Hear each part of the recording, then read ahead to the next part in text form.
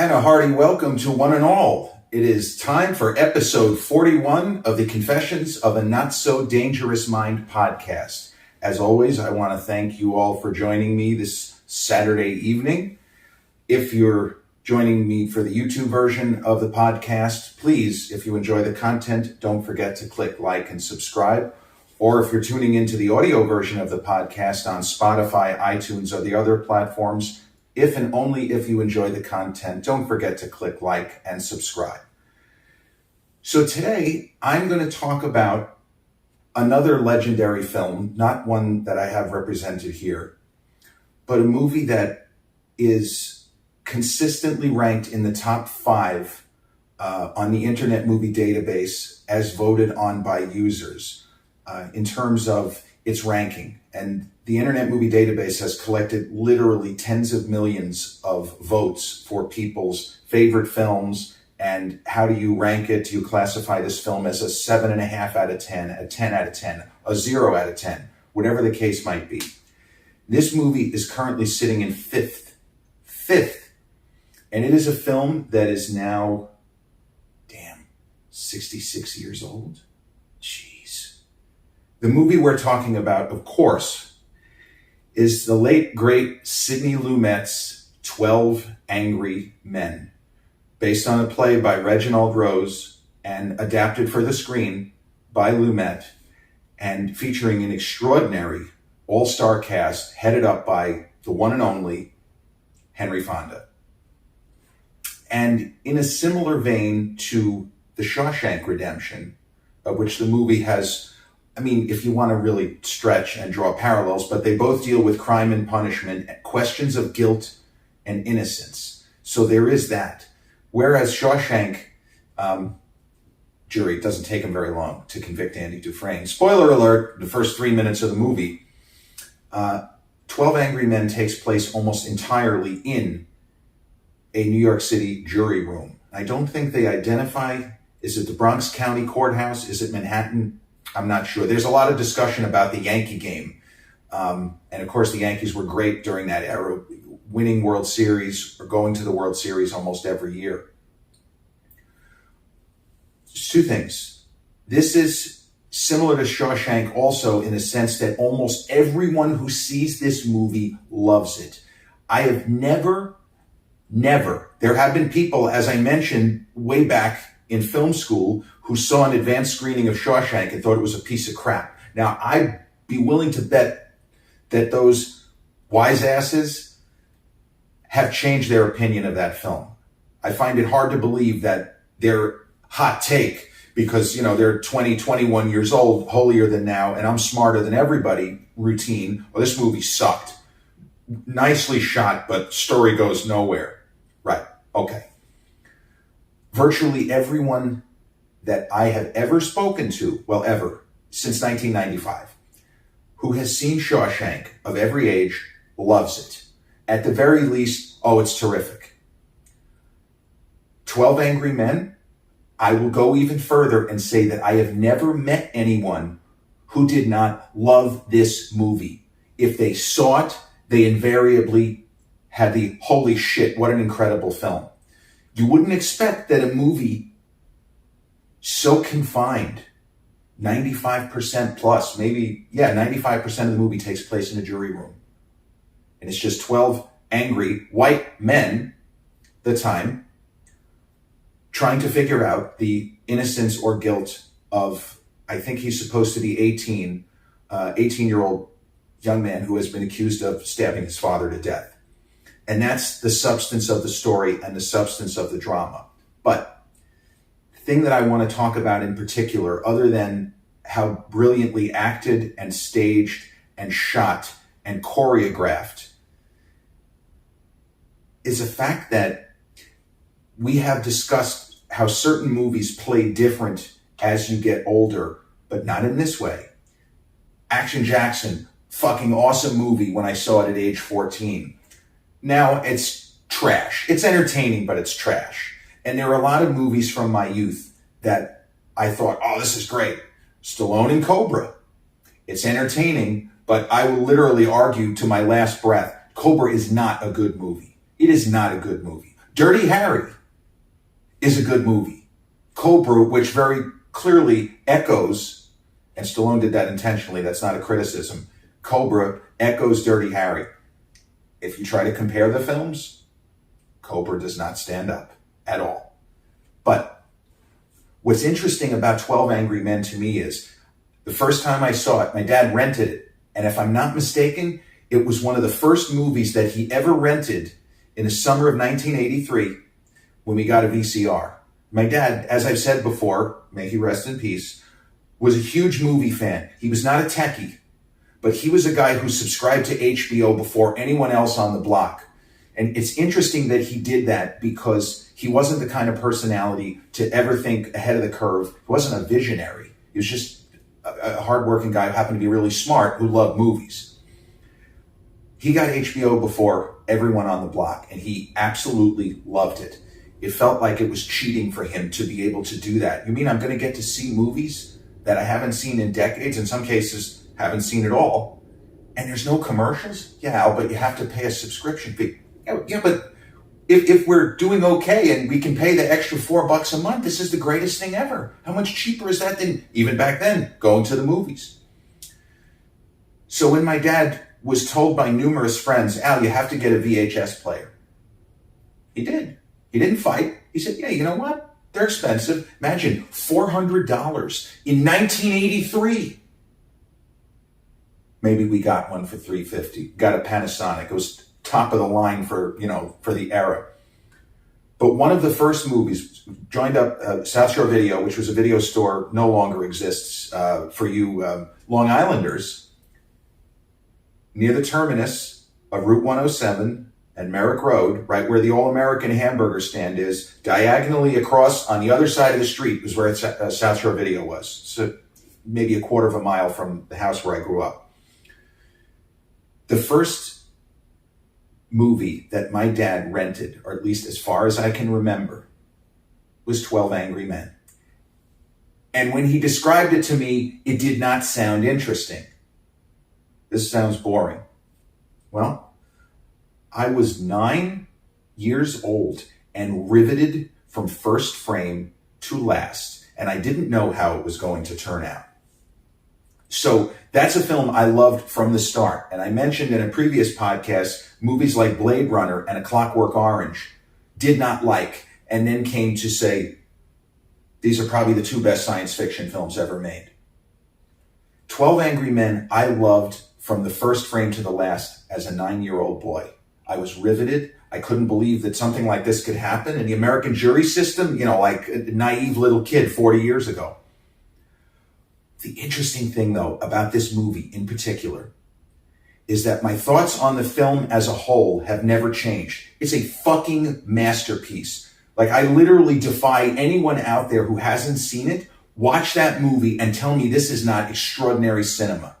And yes, for the time, because nowadays you're not going to have 12 Angry Men. You could have 12 pissed off New Yorkers, sure. You're not going to have this demographics in a jury again. And that's okay. It doesn't hurt the film because it's not 12 exactly white men.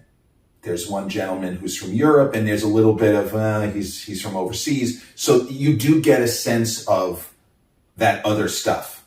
It's there. It's not, they don't beat you over the head with it, but it's there. What I find truly incredible about this film, though, is depending on, in some cases, your age, in some cases, your level of maturity, and in other cases, how have you evolved or not evolved in certain areas of your personal philosophy. So some of the jurors in the film, and again, the actors, I'm looking at the roster here on computer screen, in order, and you're going to know a lot of these names even if you're not familiar with the film. Juror number 1 is played by Martin Balsam. He's the foreman. And Martin Balsam, you probably know him from Psycho. Like, that's the one movie that the average movie fan, even if they didn't know his name, Martin Balsam plays the private investigator Arbogast in Psycho.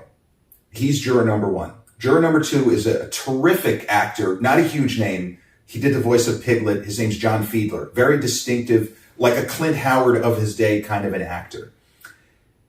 Juror number 3 is played by one of the great thespians of the 20th century, hands down, a home run bomb of an actor, Lee J. Cobb. And Lee J. Cobb, in this movie, gives one of the great performances that I have ever seen. He is so good in this role. And his character is set up as kind of an antagonist. And it's weird when we think in terms of protagonist, antagonist, because they're not really protagonist or antagonist. But in the particular world of the jury room, this person is 100% convinced the kid's guilty. This person is pretty sure that they can't convict because the evidence just isn't there. Whatever it might be.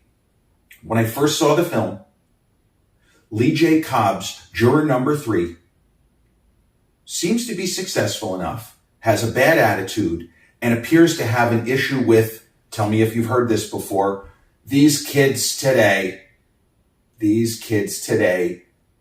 have no respect. In my day, I called my father sir. That's right, sir. 1957, a man who's supposed to be about 50 is bitching and moaning about the kids of today. Does this sound familiar? Yeah, it does. I always say each generation thinks that the generations behind them suck and are doomed. Because me, as a Gen Xer, when I was a little kid, what did I hear growing up? Your generation is garbage because everything is done for you. What do we say now?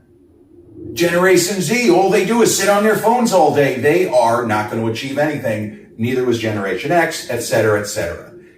The more things change, the more they stay the same. But juror number 3, the great Lee J. Cobb, the first time I saw this movie, in my mind, he was the antagonist. I didn't know the word antagonist, but he was the bad guy because he was so ornery and cantankerous and cranky and so convinced that this kid is guilty.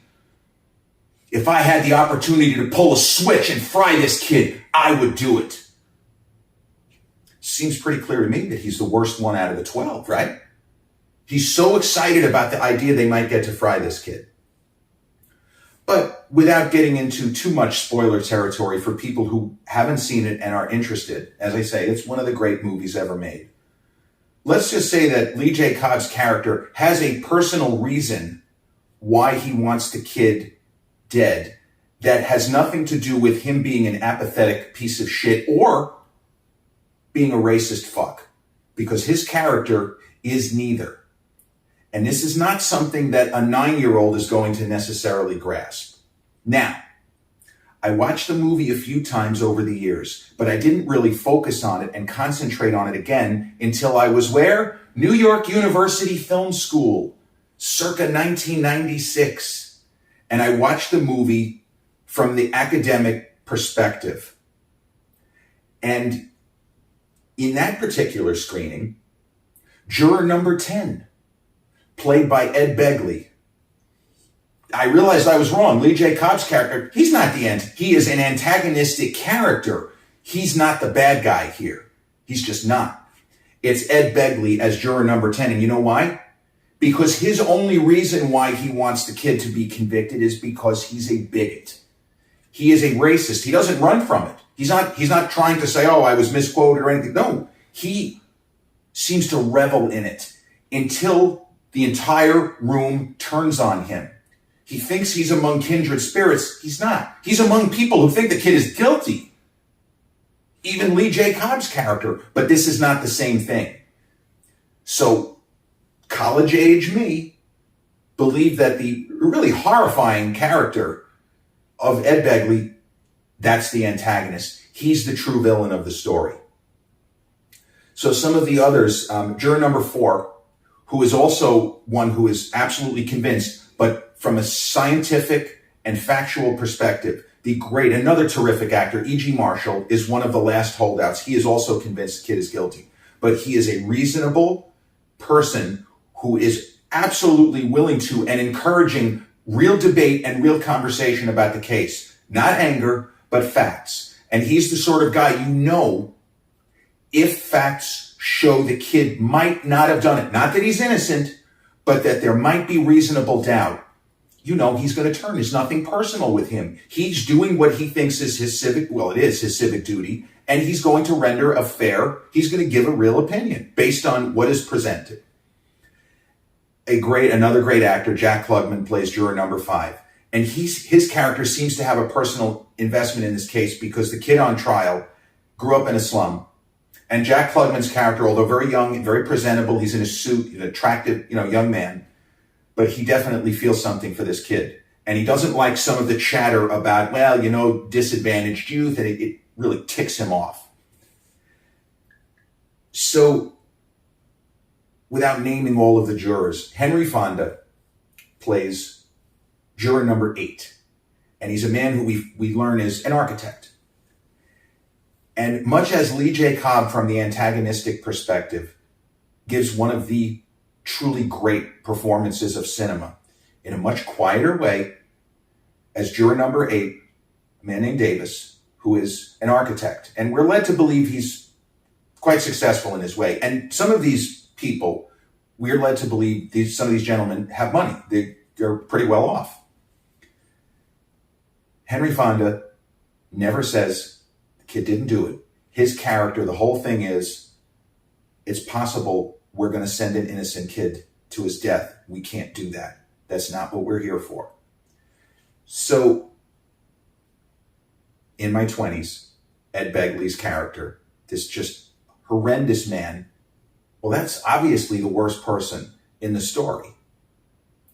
When I watched the movie again when I was in my early 40s, and, Jack Warden, an actor I adore, another actor you've probably seen. For anyone who has ever watched the movie While You Were Sleeping, with Sandra Bullock and Bill Pullman and a very young and hilarious Peter Gallagher, who spends most of the movie in a coma, he plays the kind of kindly uncle who helps Sandra Bullock, like he's the one person who knows what's going on kind of thing. Jack Warden in 12 Angry Men has tickets to that night's Yankees game. He doesn't really give a shit about the kid or the case. He is completely apathetic. He doesn't care.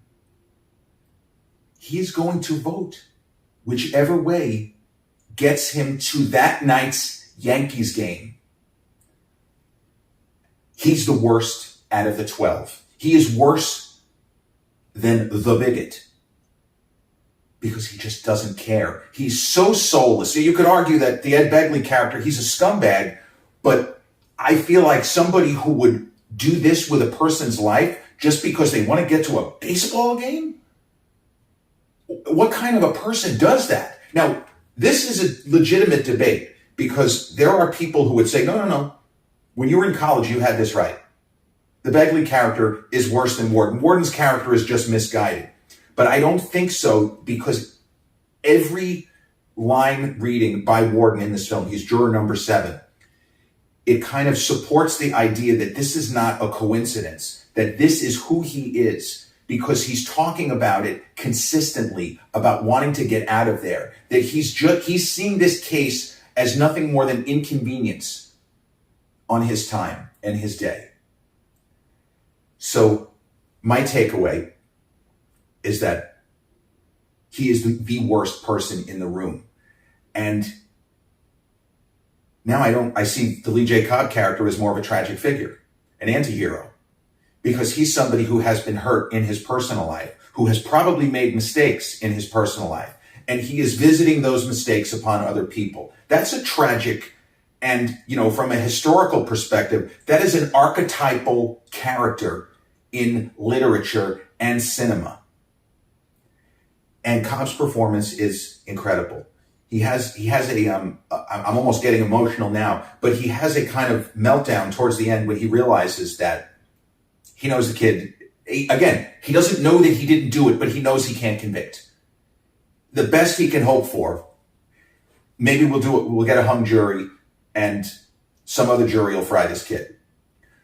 But even he reaches a point where you see that underneath all the bluster, all the rage, and all of the problems that he probably did cause, we're led to believe he was a very strong and demanding father and probably pushed his son away. but he is human. He is more human than the other antagonists. And this is nuance. This is something that as you get older, not always, but you might see characters in movies differently. You might just see movies differently. As I said, Action Jackson, 4 stars. My grandfather was like, Junior, this is one of the 3 or 4 worst movies I've ever seen. Oh, what are you talking about? This movie's awesome. 12 Angry Men, this movie's awesome. It was awesome then, it's awesome now. The Takeaway, one of the greatest movies ever made, the same. But the legitimate conversation and debate, who is the worst person in this story? I believe it's Jack Warden's juror number 7. There's almost no moments of getting an idea, is this even a real person? I mean, as far as I know, he could just be a robot whose only function is to get to that night's Yankee game, because it's literally how he behaves the entire film. It's all he cares about, nothing else. So this is a movie that was remade in 1997 with Jack Lemmon in the Henry Fonda role. And Lemmon and Fonda, I don't think this had anything to do with it, but they had worked together in a famous movie from the early 50s called Mr. Roberts, which is not really that showy of a role. Or Fonda was not the most expressive actor necessarily, whereas Jack Lemmon sure as fuck was. And the other co-star from Mr. Roberts, Jimmy Cagney or James Cagney, Palva. Just the way that James Cagney says Jack Lemmon's name in Mr. Roberts, he plays Ensign Pulver, is worth the price of admission. Nobody read their lines like James Cagney. There's an editorial comment. I'll stand by that. Nobody read their lines like James Cagney. And it's worth watching Mr. Roberts just to hear James Cagney say, Palva. The remake was not that good. Again, a phenomenal cast. You had, as I say, Jack Lemmon and George C. Scott, and I believe Hume Cronin, another late great, as well as George C. Scott and Jack Lemmon, actor. The movie just doesn't work. It's Sidney Lumet's 1957 film was lightning in a bottle. They got every actor exactly right, and the tightness of the shots, the sweaty faces because the fan isn't working and it's a 90-degree, presumably August day in either Manhattan or the Bronx. It's one or the other. It's not something that could ever be repeated or duplicated. And I'm not anti-remake or reboot. Absolutely not. I welcome it because sometimes there's a story, and Roger Ebert, film critic, one of my all-time favorites, he used to say, they remake movies that are too good. There are certain movies that they should remake where it was a great idea that they just didn't get it right, and maybe they should try it again. Usually, Hollywood, I don't even want to say does it wrong. They shouldn't have attempted it in the first place would be more likely. You know, sometimes they get it right, like True Grit, the True Grit remake of the old John Wayne film. Matt Damon was in it. I believe that was the Coen brothers. Sometimes it works. Usually it doesn't. And I'll tell you, an under-the-radar remake, which is not an official remake. 1941, Alfred Hitchcock, his first time working with Cary Grant, probably his most famous and prolific co-conspirator. North by Northwest, one of the best movies ever made, easily. But in Suspicion, Cary plays a young man, Johnny Aisgarth. I don't know why I remember that name. And he marries Joan Fontaine. He has some financial problems. And we're led to believe that he's going to try to bump her off, or maybe will bump her off. And she loves him so much, she's almost doing Arnold Schwarzenegger from Predator. Kill me, I'm here. Come on, do it now. Kill me, I'm here. Come on. More or less.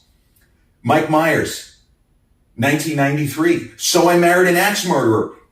It's pretty much a loose remake of Suspicion. That works because they took a movie that was a very serious, it's not a thriller, it's more of a drama. Some people, it's a dramatic thriller. No, it's more of a drama. By taking that same story and making it into kind of a comedy / black comedy / screwball comedy, movie works. It's one of those under the radar classics from the 90s. And I've talked numerous times in academic settings, the 90s were the greatest decade for movies ever, especially Hollywood. 70s are close, but the 90s were the best decade. But still, there are under the radar films that maybe didn't do as well at the box office. So I Married an Axe Murderer just fucking tanked. It tanked, but it found its audience on cable and home video. And Mike Myers was able to kind of repackage some of the shtick from that movie, he plays a character of his father. He plays two characters, himself and his dad. His father is hilarious, and he sounds like Shrek.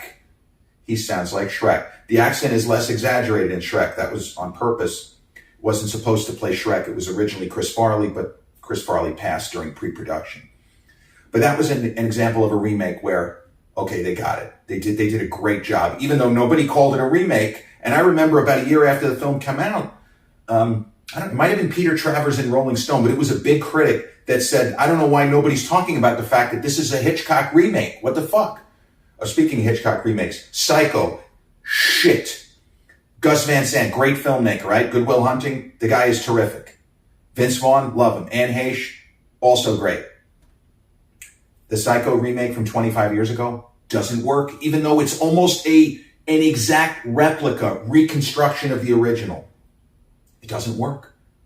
And that's the way that it goes. That's the way that it goes in Hollywood. It's very difficult. And look, the 1997 12 Angry Men did get acclaim in certain quarters. And Ving Rhames, that year, he ended up winning, I believe he won a Golden Globe.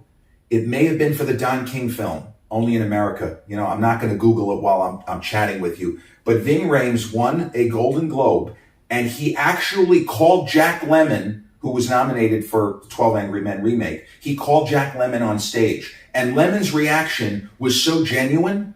He was so touched. And Ving Rhames was almost like tearing up because Jack Lemmon, I guess, had been and was his acting hero. And he couldn't believe he was nominated with the guy, let alone that he won the award. And he wanted to kind of share the award with Lemmon. And it's really, there's so much of Hollywood that is crap, whether it's today, whether it's 1997, whether it's 1960. But occasionally you see moments like that, genuine moments of affection and unscripted tears. And I can't believe this just happened kind of stuff. So 12 Angry Men is available on multiple platforms of the streamers. It's a kind of movie, I believe there's even a full version on YouTube. You might have to have a couple of commercials. But I'll give you what I always say, and it applies so much in this case. If you have not seen 12 Angry Men, whatever preconceptions you might have, the movie will blow them away. It gets my highest recommendation. It is an extraordinary piece of cinema, with incredible actors all up and down the cast, even the names that you're not familiar with, like Joseph Sweeney and George Voskovec, and Robert Webber, who went on to become a star, and his character is not really that important. He's almost there for comic relief in certain spots, and John Fiedler. But it is an amazing movie, and whether you're seeing it as a younger person or an older person, I'm curious, who do you think is the worst out of the 12? And I'm sure that some people will say the worst out of the 12 is Henry Fonda because this kid was guilty, you know, and that's fine. Debating movies is a lifeblood for somebody like me. I famously, my old pal Jamie from Bev's Gym, we almost got into a brawl in the locker room when I didn't realize I was going to set the guy off. You know, we talk about trigger. Here is a trigger warning. We were talking about Rocky, a movie that I love and he loves. And I said, yeah, it's fantastic, but it's disgraceful that Rocky won Best Picture over Taxi Driver. And he went fucking crazy. I thought we were going to be wrestling around on the floor. That's how mad he got before. I'm like, whoa, you got to take it easy. What are you doing? There's cameras in here. We're going to get thrown out of the gym. But it's okay. If you see the movie, if you've seen it, if you disagree with my take, you're free to light me up in the comments. It's all good. But with that, we've come to the conclusion of episode 41 of the Confessions of a Not So Dangerous Mind podcast. I'd like to once again thank you all for bearing with me on the various tangents I can't help but go on, but it's no tangent to say this movie is absolutely essential viewing. Sidney Lumet's 12 Angry Men, starring the extraordinary Henry Fonda. If you join me on the YouTube channel and haven't already, please don't forget to click like and subscribe. I'll be back with episode 42 very, very soon. Peace.